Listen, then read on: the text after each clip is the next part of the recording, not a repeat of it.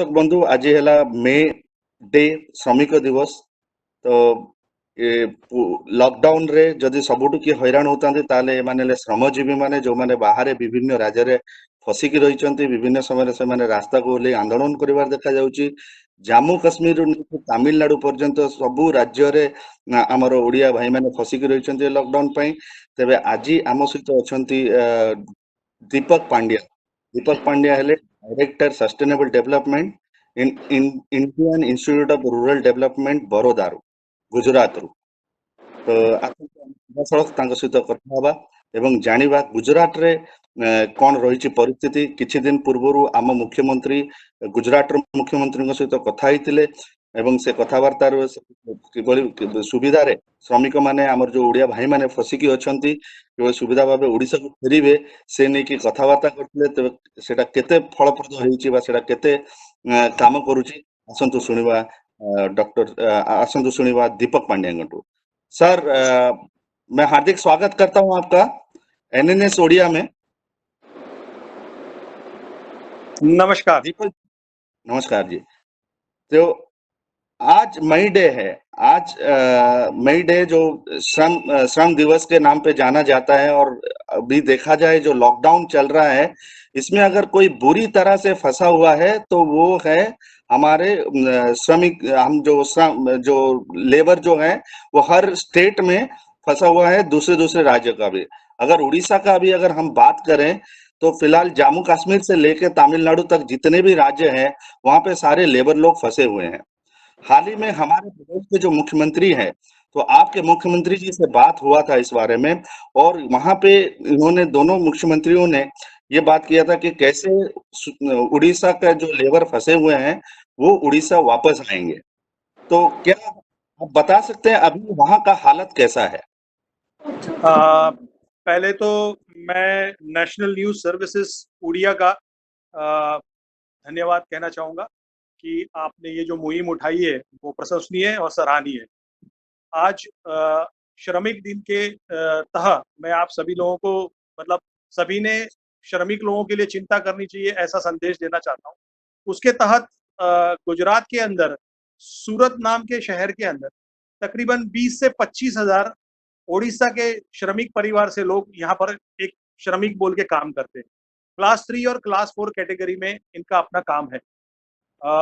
ये लोग यहाँ पर ये all of a sudden pandemic होने की वजह से इनका मूवमेंट होने में थोड़ी सी दिक्कत हो गई। गुजरात गवर्नमेंट ने अपनी तरफ से बहुत ही बढ़िया कदम उठाए हुए, गुजरात आप जानते हो पूरे विश्व पटल में लोगों की मदद करने में और उदार स्वभाव के लिए हमेशा परिचित।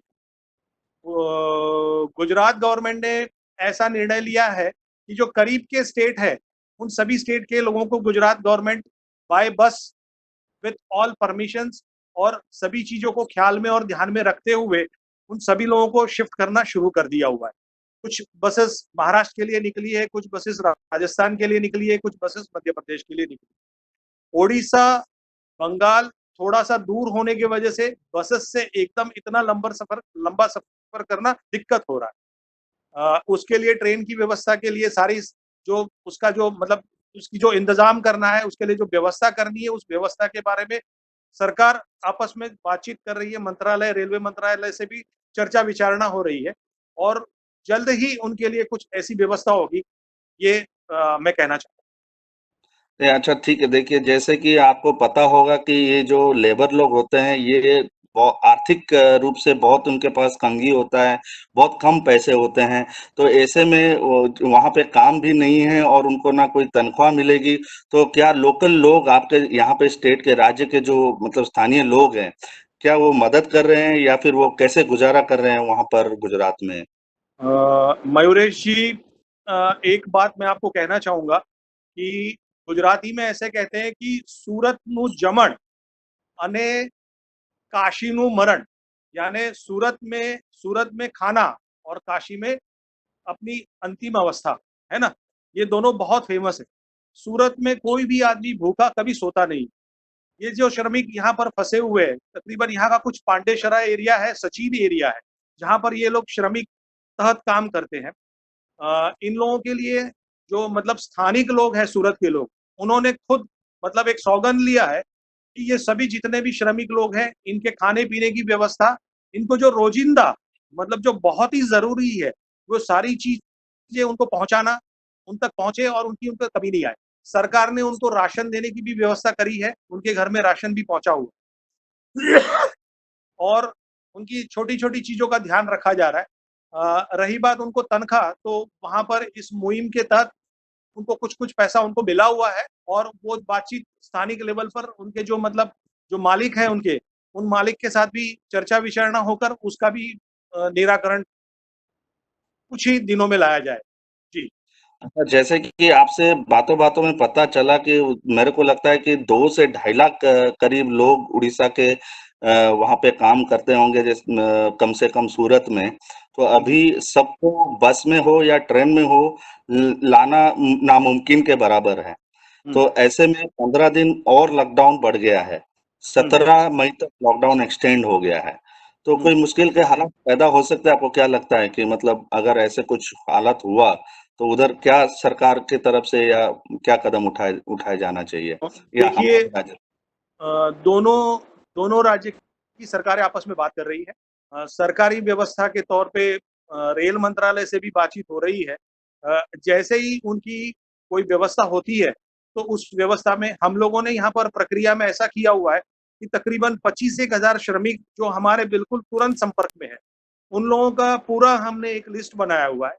उनका नाम, उनका टेलीफ़ोन नंबर, वो उनका ईमेल आईडी, उनका सूरत का लोकल एड्रेस, उनका उड़ीसा में वो जहाँ रहते हैं वहाँ का लोकल एड्रेस, उनका ईमेल आईडी और सारा डेटा हमने कलेक्ट करके अभी वो 2 दिन के अंदर सारा डेटा कलेक्ट हो रहा है और वो कलेक्ट करके हम पूरा तैयार रखे हुए हैं।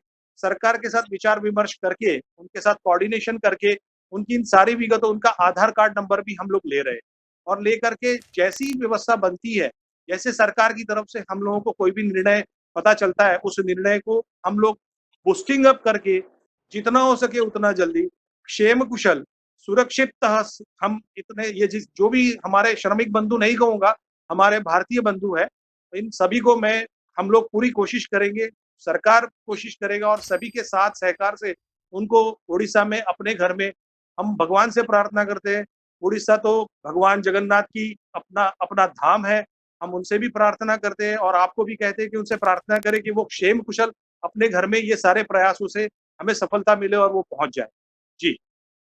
जी, तो अभी जैसे आपने आईआईआरडी में करीब बहुत सालों का आपको तजुर्बा है, तो उस हिसाब से आप हमारे माध्यम से या आप जनता को या सरकार को कोई सुझाव देना चाहते हैं कि क्या होने से ये बेहतर तरीके से जो श्रमिक लोग फँसे हुए हैं, ये अपने घरों को वापस आ सकते हैं और इनका अच्छे से ट्रीटमेंट हो सकता है, उनका क्वारंटाइन में रह सकते हैं या क्या व्यवस्था होनी चाहिए? मयूरेश जी बहुत बढ़िया आपने पूछा। देखिए, हमारे लिए तो ये परप्रांतीय है, हमारे भारतीय भाई है, लेकिन परप्रांतीय है। अगर हम उनके लिए इतनी चिंता करते हैं, तो हम चाहते हैं कि उड़ीसा के भी जो प्रबुद्ध और आस्थावान लोग हैं, वो भी इन लोगों के लिए चिंता करें। अपनी शक्ति से, अपनी जान-पहचान से, अपने प्रयासों से वो भी कोशिश करें, सारी व्यवस्था पर थोड़ा-सा दबाव लाने की प्रयास करें कि इन लोगों को कैसे यहाँ लाया जाए। सबों की चिंता मिलकर के एक बहुत बड़ी सिद्धि होगी और वो सिद्धि सफल होगी, इसमें कोई शक नहीं है। हमने तब तक हमारे ये सारे भाइयों को कहा है, उड़िया भाइयों को हमने कहा है कि देखिए सुंदरता हो या ना हो, लेकिन आपके अंदर सादगी ज़रूर होनी चाहिए। खुशबू आपके पास हो या ना हो पर महक ज़रूर होनी चाहिए। हमने उनसे उनसे कहा है कि मुलाकात आपकी लोगों से हो या ना हो लेकिन बात आपकी हमेशा लोगों से होनी चाहिए। और हमने कहा है कि यूँ तो उलझे हैं सभी अपनी उलझनों में, पर सुलझाने की कोशिश हमेशा सबों की माध्यम से होनी चाहिए। ये मैसेज जी, हम देना चाहें। जी। तो ये आपको लगता है कि मतलब आप गवर्नमेंट को क्या सुझाव देना चाहते हैं? जैसे कि ट्रांसपोर्टेशन को लेके इतने सारे परेशानियाँ आ रही हैं कि वहाँ पे बस मिलेगा और आप अगर ज्योग्राफिकली देखेंगे तो दोनों राज्य में बहुत मतलब डिस्टेंस बहुत ज़्यादा है। जी। मतलब क्या लगता है कि बस में ये मुमकिन है कर पाना? नहीं, बाय रोड काफ़ी दिक्कत है क्योंकि इसमें इंटर स्टेट काफ़ी 4 स्टेट आते हैं बीच में। तो वो 4 स्टेटों की परमिशन कराना और बस में इतना समय तक इतना लंबा जर्नी होने की वजह से उनको बस में सुरक्षित रहना, ये थोड़ा-सा दिक्कत वाला काम हो जाएगा। पर अगर ट्रेन की देखिए रेल मंत्रालय से बातचीत चल रही है, देखिए जैसा लोगों का होगा, मतलब रेल मंत्रालय भी अपना पूरा प्रयास कर रही है और उस प्रयास के तहत अगर जो भी मतलब सप्ताह में 1 ट्रेन या 2 ट्रेन का अगर व्यवस्था होता है, तो उस ट्रेन में उनको भेजना वो ही सुरक्षित है, वही निर्णय सही होगा। अगर वो निर्णय नहीं होता है तो हम ऐसा चाहते हैं कि ये उन्हीं का घर है और हम भी उन्हीं के लिए है और हम हमारा पूरे प्रयास और हमारी सारी हम मदद नहीं कहेंगे, ये हमारे आत्मा की आवाज़ है। हम एक आत्मा को दूसरे आत्मा से मदद करनी चाहिए। भगवान जगन्नाथपुरी के राज्य से ये लोग हमारे राज्य में आए हुए हैं। इनकी पूरी आत्ता स्वागता की जाएगी, इनकी सारी व्यवस्था देखी जाएगी, इनकी छोटी से छोटी चीज़ों को हम मुहैया कराएँगे, उपलब्ध कराएँगे। ये कहीं न हम कहीं कहीं न आज आज पूरी दुनिया गुजरात मॉडल के ऊपर बात करता है और कहीं जी, न कहीं गुजरात मॉडल को बनाने में इन ये उड़िया भाइयों का भी हाथ है वहाँ पर। इन्होंने जी, भी आपके काफ़ी सारे डेवलपमेंट काम है, जैसे सड़कें, मकान हो, चाहे आपका सूरत में जितने आपका ब कपड़े का जितना वो काम होता है या किसी में भी बहुत बहुत सारा योगदान रहता है। तो इसको जी, मद्देनज़र रखते हुए मुझे लगता है कि मतलब ये मुझे नहीं, ये पूरे राज्य को लगता है कि मतलब अभी जो गुजराती आपका जो एंटरप्रेन्योर भाई लोग हैं, जो फैक्ट्री हुँ, ओनर्स हैं, वहाँ पे हुँ, और जितने जहाँ-जहाँ वो काम करते हैं, वो उनका जी, ज़रूर ख़्याल रखें या उनको एक निवेदन हम भी करना चाहेंगे कि इस मुश्किल जी, के दौरान इस घड़ी के दौरान जो कोरोना पैंडेमिक चल रहा है या जी, कोविड-19 का जिस वो हो रहा है कि इनका जितना पेमेंट रहा होगा उनको पूरा क्लियर कर देने के लिए उनका कोई पेमेंट ना मतलब उसको उनका अगर कोई कोई सैलरीड है, वैसे तो लेबर तो सैलरीड होते नहीं है, वो वेजेस पे काम हुँ, करते हैं। कि हुँ। जितने भी वेजेस थे वो पूरा का पूरा क्लियर कर दिया जाए। तो आपको क्या लगता है उनका पेमेंट वगैरह ये सब कुछ मिल गया होगा आने से पहले या कुछ? पूरा ख़्याल रखा जा रहा है, उनकी सारी व्यवस्था देखी जाएगी, उनको जो भी चीज़ की ज़रूरत होगी वो सारी ज़रूरत चीज़ें उनको मिल जाएगी और तीसरा कि उनको कुछ-कुछ पैसा मिला हुआ है, कुछ श्रमिकों के पास पैसा कुछ-कुछ मिला हुआ है। देखिए सभी की अवस्था बड़ी दयनीय है, मतलब सभी की अवस्था आर्थिक अवस्था डावाडोल हो चुकी है। ऐसे में भी सभी की तरफ से इनको पूरी मदद मिल रही है, अगर आपको चाहिए तो आप स्थानिक लोगों से भी मतलब स्थानिक उड़िया भाइयों से भी इसके बारे में पूछ के इंटरव्यू ले सकते हो और वो आज सच में यहाँ पर खुश है। वो कहते हैं कि हम लोगों को ऐसा लगता है कि हम हमारे घर में ही बैठे। भले हम हमारे घर के लोगों से दूर है, ये पैंडेमिक में हम थोड़ा-सा मतलब हम त्रस्त है मानसिक, लेकिन फिर भी हमको ऐसा लग रहा है कि हम सुरक्षित है और कुछ सुरक्षित हाथों में है आज हम लोग। ये उनका अपना अनुभव है, मैंने खुद अपने कानों से उनसे उनकी बातें ये सुनी हुई। जी, धन्यवाद दीपक जी, आप हमारे साथ आए और आप हमारे साथ बातचीत किया। तो वहाँ का जो उड़िया भाई है उनके बारे में बताया। तो हुँ। आपका मैं तहे दिल से आपको थैंक यू बोलता हूँ, धन्यवाद बोलता हूँ और कैसे अगर कुछ हमारे पास और कुछ सवाल आएँगे तो आप हम आपके साथ फिर से जुड़ेंगे आगे। धन्यवाद जी। धन्यवाद मयूरेश जी, धन्यवाद सत्येंदु जी और धन्यवाद नेशनल न्यूज़ सर्विस आप लोगों का कि आपने ये मतलब एक इतना मतलब चिंता करके ये एक इंटरव्यू मतलब प्रस्तावित किया। और एक बात अंत में ये कहना चाहूँगा कि गुजरात राज्य आज भी कटिबद्ध है और कल भी कटिबद्ध रहेगा कि यहाँ पर सिर्फ़ उड़िया भाई नहीं, जितने भी परप्रांतीय भाई है वो सभी भाइयों का पूरा योग्य ख्याल करा करा जाएगा। किसी को दिक्कत होना मतलब यहाँ के स्थानिक गुजरात को दिक्कत होगी। ये वचन के साथ मैं आपके साथ आपका धन्यवाद कहूँगा। नमस्ते जी। जय हाँ जी, जगन्नाथ भगवान की। जय Jagannath ji. Thank you. Thank you. नमस्कार ये ଥିଲେ ଦୀପକ ପାଣ୍ଡ୍ୟା ଆମ ସହିତ ଆଜି କହିଲେ ଆମକୁ ଯେ ସେଠି ଯୋଉ ଓଡିଆ ଭାଇମାନେ ଅଛନ୍ତି ଗୁଜରାଟ ସରକାର ତାଙ୍କ ବିଷୟରେ ବହୁତ କିଛି ଧ୍ୟାନ ରଖିଛନ୍ତି ସେମାନେ ବି ଚାହୁଁଛନ୍ତି ଯେ ସେ ଜଲ୍ଦିରୁ ଜଲ୍ଦି କେମିତି ସେମାନେ ଗୁଜରାଟରୁ ଓଡିଶା ଫେରିବେ ସେଠି ସେମାନେ କେମିତି ସୋସିଆଲ ଡିଷ୍ଟାନ୍ସ ମେଣ୍ଟେନ କରି ରହୁଛନ୍ତି ସେଠି ତାଙ୍କ ରାଜ୍ୟରୁ ବି ତାଙ୍କୁ ଭତ୍ତା ମିଳିଛି ବା ତାଙ୍କୁ କିଛି ପଇସା ଦେଇଛି ତାଙ୍କର ଯୋଉମାନେ ଏମ୍ପ୍ଲୟର ଅଛନ୍ତି ସେମାନେ ବି ତାଙ୍କୁ କିଛି କିଛି ପଇସା ଦେଇଛନ୍ତି ଏବଂ ଲୋକାଲ ସ୍ଥାନୀୟ ଲୋକମାନେ ବି ବହୁତ କିଛି ସାହାଯ୍ୟ କରିଛନ୍ତି ତ ଧନ୍ୟବାଦ ଆମେ ଏଇଠି ଆଜିର ଡିସ୍କସନ ଏଇଠି ରଖୁଛୁ ନମସ୍କାର।